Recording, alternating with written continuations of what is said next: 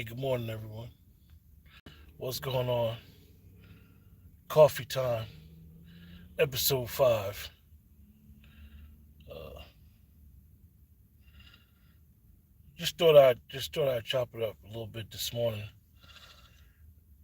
with a couple of thoughts about rap or hip hop. You know, and not just the origin or trying to explain or bring more clarity to what was always been explained, and people are explaining over and over again about the origin. But you always hear rappers, you always hear people in the music industry, definitely hip hop and rap per se, because it's the topic of the conversation. You always hear these artists always talk about the culture, the culture, the culture of rap, the culture of hip hop. Hip hop or rap per se doesn't have a culture. It's not a culture, it's a genre. People like to say, oh, it's a culture. No, it's not a culture. It doesn't even have checks and balances. Anybody could rap. Anybody that could sample a beat or make a beat or rap or say anything crazy could be considered a rapper. There's no checks and balances in that genre. But it's a genre, it's not a culture. It Now when we talk about culture, when we talk about black American culture, native black American culture, hip hop or rap might be, for lack of better words, not even 1% of black American culture. Some of it.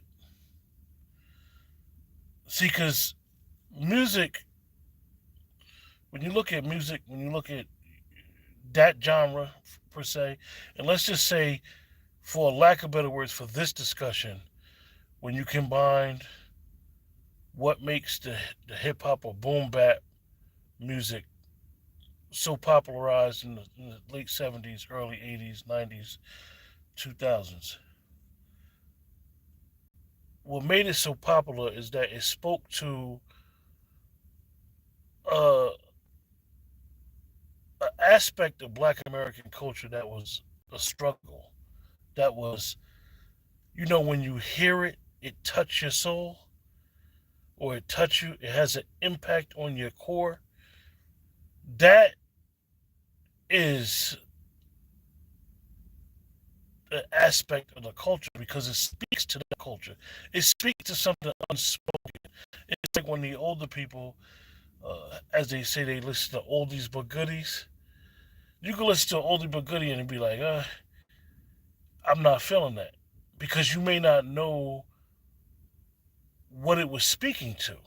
But if you understand what it was speaking to, if you understand how it was to, uh, for lack of better words, court a female or to be in love, as people like to say, baby making music, how it was to really impress that young lady, how it was to have to maybe go to her father to ask permission.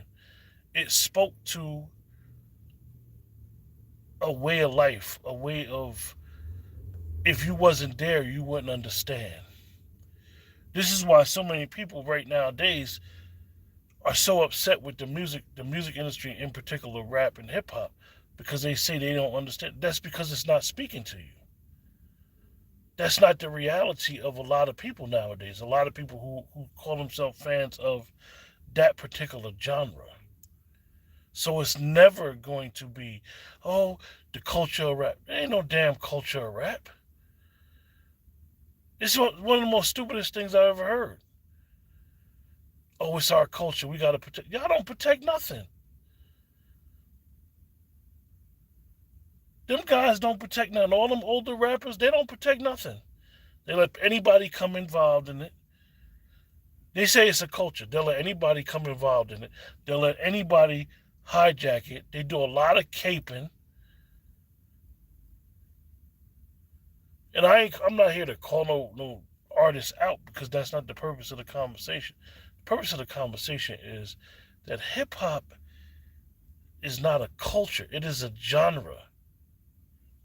Yeah, it's the number one selling genre, making billions and billions of dollars everywhere.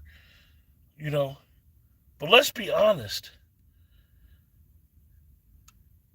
who spends the most money on hip hop music? Who spends the most money on rap music? Because it don't speak to, and maybe years ago it did. It doesn't speak to today. It doesn't speak to that soul, that culture.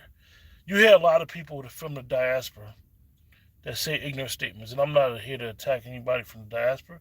Those are our brothers in solidarity. But sometimes you got to clear it up. You hear a lot of people say, "Oh, Black Americans, African Americans don't have no culture." What? That's the dumbest thing as well. We have a culture. You know it. You could feel it. You could. It's in you. It's in your bones. Like even for example, fried chicken. Now some people say the origin of fried chicken was the Asian people. I don't know. I'm not even gonna get into that right now. However, you know if somebody cooked from the culture that chicken, that bird, that food, as some people say, soul food. I don't really like to use the word soul food, but you know it. As we say, did you cook it with love? So you know it touches you in a way that it speaks to you. So we need to be very, very mindful of ever calling hip hop or rap a culture. It's just a genre of music. You could listen to jazz, and you get some of these jazz artists nowadays. I mean, it talks to you. Some of the older music, like I said, it talks to your soul. It talks to your spirit. It talks to the times. Even nowadays, most people are like, "What happened to R&B?" There is no R&B. And when you do hear R&B, it's gonna touch you in a way. Definitely for the Black Americans, it's gonna touch you in a way where you know it instantly. Instantly, before you even understand the lyrics or what's being said or the instruments being played. Instantly, when you hear it, you're gonna know because it touches you. So we need to really understand that like I said, hip hop and rap is not a culture; it's a genre. That's all I wanted to come and holler at y'all this morning. It's about to be daybreak, but hopefully Dr. Short and myself will be doing a few things this week. But other than that, y'all have a good day, man, and continue to grind, continue to stay aware of your surroundings, and know what's going on. Y'all take it easy.